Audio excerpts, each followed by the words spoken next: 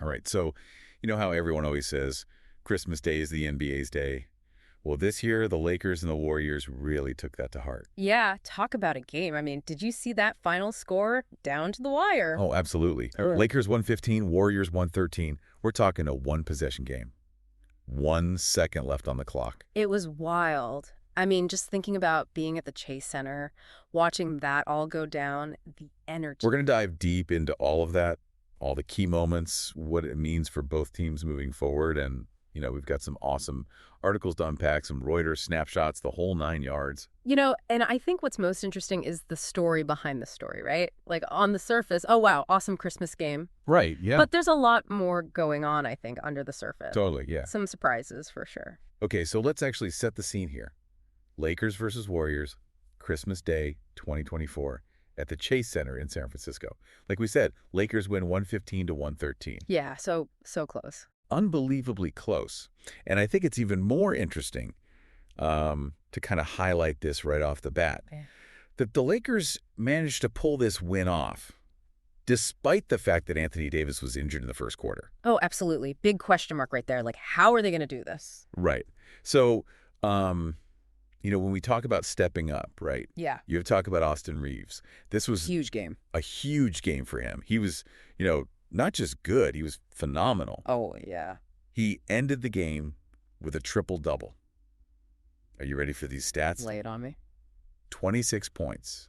Wow. 10 rebounds. Okay. And 10 assists. Okay, now you're just showing off. I mean, those are some numbers. It's unbelievable. And not just that. He scored the game-winning layup with only 1 second left on the clock. Unbelievable. I mean, can you imagine? No, the pressure.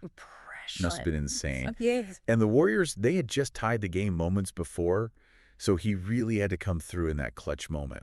Absolutely. And this was something I was thinking about, too. Everyone's saying, oh, breakout game. I don't know if it was a breakout game. I mean, obviously, great game. But he was really stepping up and being a playmaker. And I think one of the articles kind of highlighted this, too. It was saying that you could see him really focused on playmaking, especially with Davis out. Right. Makes sense. Yeah. He wasn't just scoring points. He was looking for his teammates. He was facilitating the offense and just making smart decisions, which under that kind of pressure is pretty incredible. Yeah, so I guess the question is, right? Yeah. Is this a sign of things to come for Reeves? Or was this, a one-time explosion kind of fueled by the Christmas Day energy, a special occasion? I think it's hard to say for sure, right? It's just one game. But it definitely puts him on the map. Like, people will be watching him now. Yeah. And I think it shows he can handle the big moments. He can thrive in that high-pressure environment. I mean, not everybody can. Nope, absolutely. And speaking of thriving in high-pressure environments, we have to talk about LeBron James, who was, as always, incredible on Christmas Day. LeBron on Christmas, always a good show. Yeah. It's like, what else would you expect? Obsessed. 31 points for LeBron, tied for the game high with 10 assists.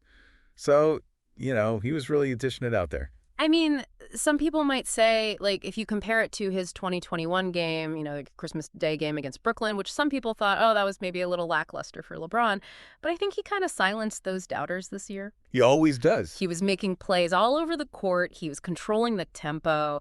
And, I think what I liked seeing the most was how he was mentoring the younger players, like Reeves. Right. And one of the articles actually mentioned that that they observed LeBron talking to Reeves quite a bit throughout the game, especially after Davis went out with the injury. So it was like, it was a coaching role on top of his usual star player role. Absolutely. And I think that's, part of why we love LeBron. The leadership, the basketball IQ. I mean, the guy just understands the game at a different level. No, yeah, he sees things that, the rest of us just don't. Yeah. Now, while Reeves and LeBron were, shining for the Lakers, Steph Curry was putting on a show for the Warriors. I mean, come on. Are you kidding? Steph Curry on Christmas? Like, that's a recipe for something magical. Yeah, he ended the game with a game-high 38 points, which is pretty amazing. Yeah. Including a record-tying 8 three-pointers. So for a Christmas game, that's pretty special. Unbelievable. And don't forget that 31-foot three-pointer. I mean, 7.6 seconds left on the clock. Oh, yeah. For a second there, I was like, are the Warriors going to steal this? I know, right? The whole Chase Center just erupted. Yeah. So I think, the question is, with Curry playing at that level, at such an incredible level, why couldn't the Warriors get the win? Like, what does that tell us about, the the dynamics of the team? What else is going on? It's the million-dollar question, right? I mean, obviously, Steph's individual brilliance is undeniable. Yeah. But basketball's a team sport. Right. And I think one of the articles was saying that, they're still trying to figure out how to adapt to the new roster, right? They had some off-season changes, some new players, and maybe they just haven't clicked yet as a unit. Right. So all these individual pieces, maybe they haven't quite formed Voltron yet. Right. Exactly. Speaking of things that haven't quite come together, we should go back to Anthony Davis's injury. It happened pretty early in the first quarter, and he had to leave the game. Yeah. I mean, picture this. You're there in the Chase Center. The energy is electric, and then boom, Davis goes down. Uh-oh. Twisted ankle. And instantly you're thinking, how are they going to cope without their star big man? Right. It's a huge blow. But what impressed me is that they didn't just survive, they kind of thrived for a lot of the game. Yeah, it really shows their resilience, Yeah. And their ability to adapt. And one of the articles was talking about how after Davis left, they really started relying on three-pointers, more fast breaks, and they were saying that Reeves played a huge part in making that transition happen. Interesting. So it wasn't just about replacing Davis, it was about shifting their entire game plan. Yeah, which is, I think, a testament to, like we said, the coaching staff, LeBron's leadership on the court. It's really impressive to watch. Yeah, it wasn't just about individual performances. This game was about the Lakers as a team overcoming that adversity. Yeah. So where does this leave our two teams, right? Well, the Lakers, they're on a 4-game winning streak now. That's some momentum. It is. The Warriors, on the other hand, they've lost 5 of their last 6 games. Oof. Not looking so good. No. Lakers are steadily improving their season record, whereas the Warriors, they're kind of sitting at a shaky 15-14. Yeah. It's a tale of two teams going in opposite directions. Yeah, it is. The Lakers, like we said, finding their rhythm, building that momentum, they're showing just how deep their roster really is.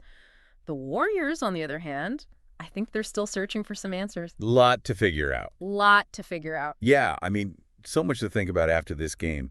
The Lakers, with that last-second win, Reeves kind of announcing his arrival on the scene, LeBron, continuing his Christmas Day reign. Yeah. Curry putting on a show despite the loss. Absolutely. And, of course, the big question mark, what happens with Anthony Davis?